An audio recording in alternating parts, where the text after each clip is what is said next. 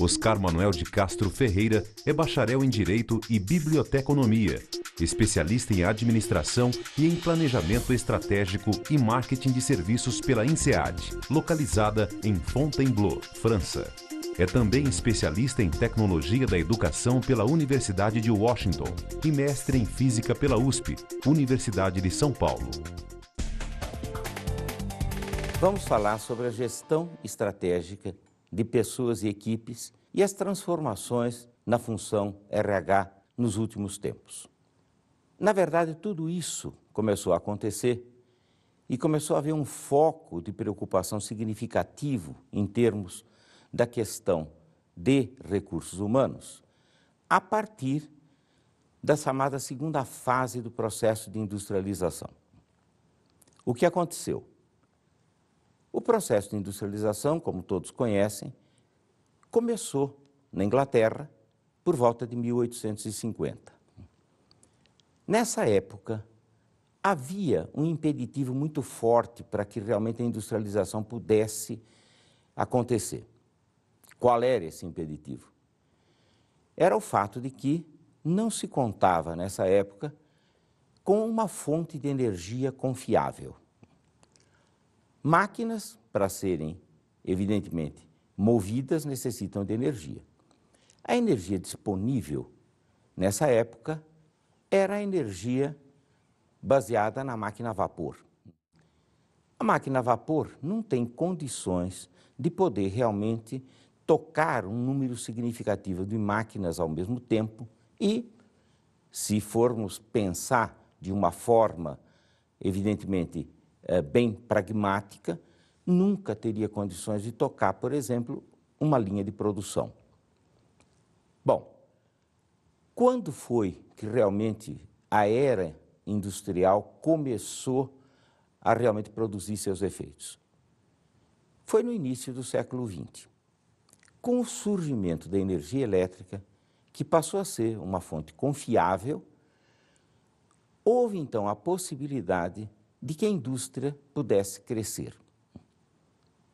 E, evidentemente, a partir do momento que ela começou a crescer, ela também percebeu uma necessidade grande de poder se estruturar e se organizar de uma forma compatível para poder dar sustentação a esse crescimento.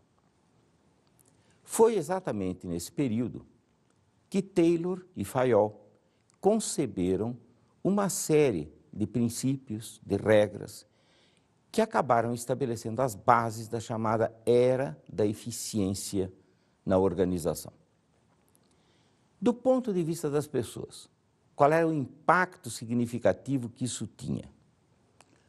O impacto vinha fortemente a partir do momento que definidos processos, definidas formas de trabalhar, era absolutamente necessário assegurar que as pessoas fizessem exatamente aquilo que estava previsto para que elas fizessem.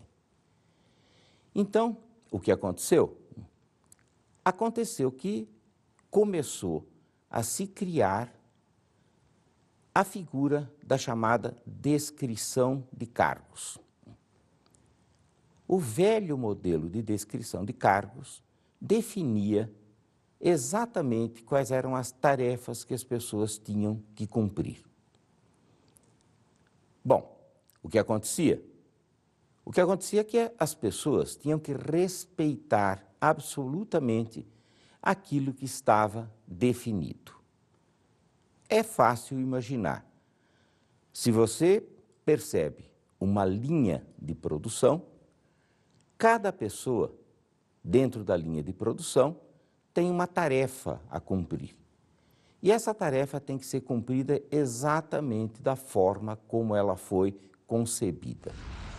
Nesse sentido, as pessoas realmente eram vistas, eram consideradas como mão de obra. Essa conceituação, essa forma de encarar esse desafio, acabou sendo muitas vezes interpretada e colocada desta forma. Você é pago para fazer, não é pago para pensar. Então, por isso, o operário tinha que cumprir rigidamente aquilo que estava estabelecido. Não tinha absolutamente nada que colocar além disso. Então, a capacidade criativa, a capacidade inventiva das pessoas foi absolutamente descartada. Era proibido pensar. As pessoas, então, vistas como realmente mão de obra, eram tratadas exatamente como tal. O que, então, aquilo que se poderia chamar uma área de pessoas fazia? Ela tinha que assegurar uma descrição de cargos muito bem feita, que pudesse definir claramente qual era o papel, qual era a função de cada um. Depois, através das supervisões, assegurar que as coisas fossem cumpridas absoluta e rigidamente da forma estabelecida. Havia uma outra função que essa área tinha, que era a função que se chamava de função de relações industriais. Que significava isso? Significava que a área de pessoal tinha que negociar com sindicatos, negociar com a organização, regras, formas de você poder, na verdade, definir direitos, deveres da empresa e das pessoas. Desta forma, então se configurava uma atuação plena e completamente burocrática. A área de pessoal, então, se restringia a você definir os papéis de cada pessoa, assegurar que elas ocupassem esse espaço de uma forma absoluta e rígida e tratar todas as questões relativas às relações dessa pessoa com a organização e com os meios com os quais ela tinha que se relacionar, sindicatos e tudo.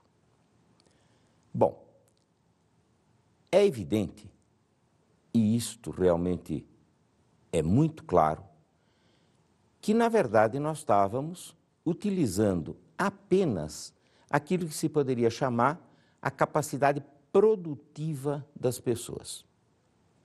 E ponto final. Nada mais se acrescentava a isso. O que aconteceu? No processo evolutivo do pensamento, em termos de administração, por volta da metade do século, cerca de 1950, começaram realmente a surgir novas ideias. A ideia básica, que está muito bem colocada no livro de Peter Drucker, publicado exatamente em 1950, chamado O Gerente Eficaz, sim, começa a colocar uma ênfase significativa na questão dos resultados. O que é que significa?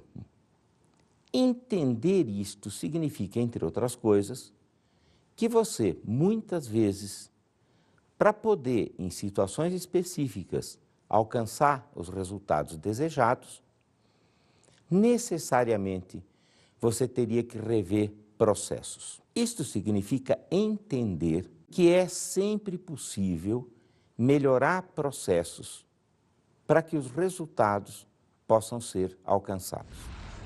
Esses modelos rígidos, burocráticos, começaram, na verdade, a prejudicar ou a inviabilizar, muitas vezes, a consecução de resultados.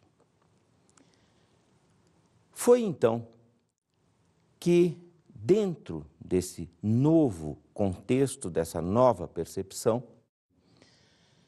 Peter Drucker publicou um livro em 1950, chamado O Gerente Eficaz. Nesse livro, ele coloca uma série de ideias baseadas principalmente no fato de que o foco de preocupação na gestão deve estar nos resultados. O que é que significa entender isto? Significa muitas vezes perceber que processos, regras, podem ser e devem ser modificados se a gente percebe que esta modificação viabiliza melhores e mais amplos resultados. Começa-se, então, a dar um espaço para a criatividade, para a busca de soluções inovadoras e diferenciadas.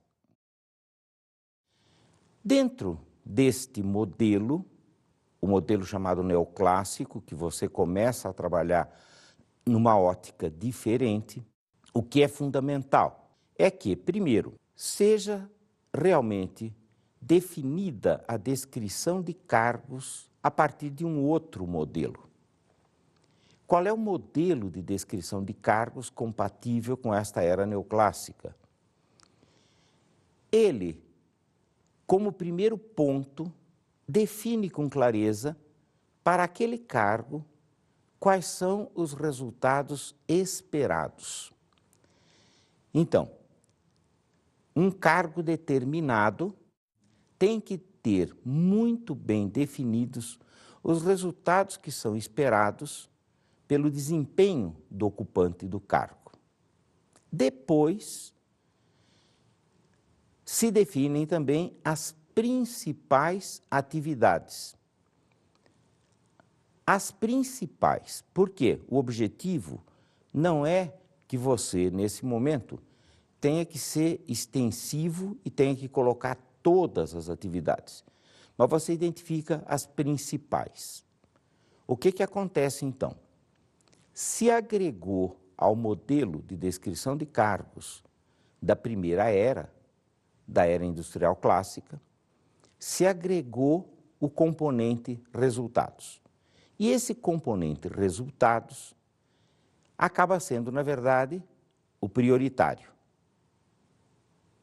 Como, então, é medido o desempenho das pessoas? Passa a ser medido fundamentalmente a partir dos resultados que as pessoas alcançam.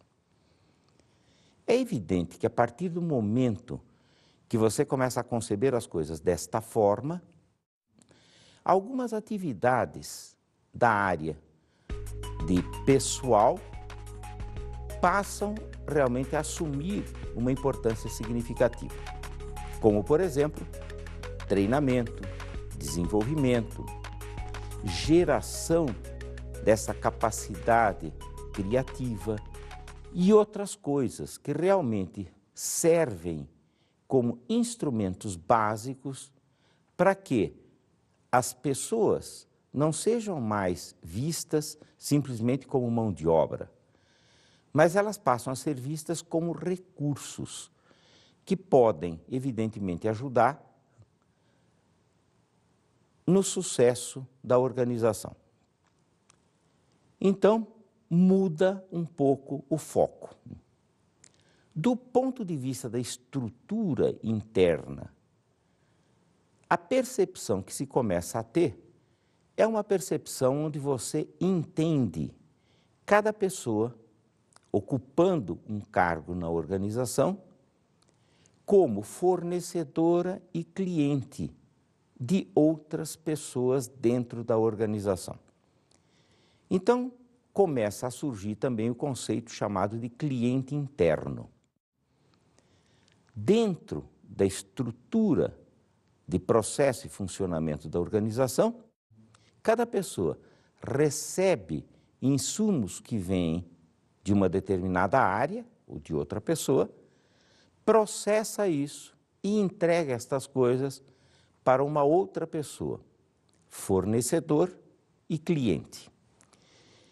Esta conceituação, ela na verdade acaba criando ainda uma espécie de foco muito específico em cada um. As pessoas passam a ter, então, uma visão muito forte e intensa do seu espaço e das relações que ela acaba tendo que desenvolver com as outras pessoas. É evidente, bastante perceptível, que então houve um processo evolutivo da ideia clássica para a nova visão chamada neoclássica de estrutura e funcionamento das organizações. A era da eficácia que acabamos de falar, ela na verdade tinha um foco muito orientado para os chamados resultados de curto prazo. Foi exatamente nesse período que se envolveu o conceito de trabalhar a partir de metas pré-definidas, a partir de um cálculo que se fazia para que o atingimento das metas pudesse assegurar a sobrevivência e recursos para poder promover o crescimento da organização. Porém, qual foi a percepção que, especialmente a partir da década de 70, começou a se tornar clara? Foi de que muitas vezes resultados de curto prazo acabam impactando de uma forma negativa no longo prazo. Na ânsia de crescimento, muitas empresas se tornaram fortes, poderosas, multinacionais. E Theodor Levitt, analisando a situação, percebeu que, muitas vezes, esses resultados de curto prazo estavam baseados, por exemplo, em poluição de rios, em processos de devastação de florestas, em processos que geravam a criação de buracos na camada de ozônio e uma série de outras coisas que, na verdade, observando bem, o que se percebia era que no curto prazo os resultados estavam fantásticos. Mas a pergunta que ele fazia, de onde vamos viver no futuro? E ele propõe, então, que agreguemos a essa preocupação de curto prazo a preocupação e o foco no longo prazo. Ele propõe, então, que realmente a coisa seja orientada no sentido de que devemos estabelecer com clareza qual é a nossa visão de futuro, onde queremos chegar, e que possamos estabelecer o caminho para que a gente possa chegar a esse futuro.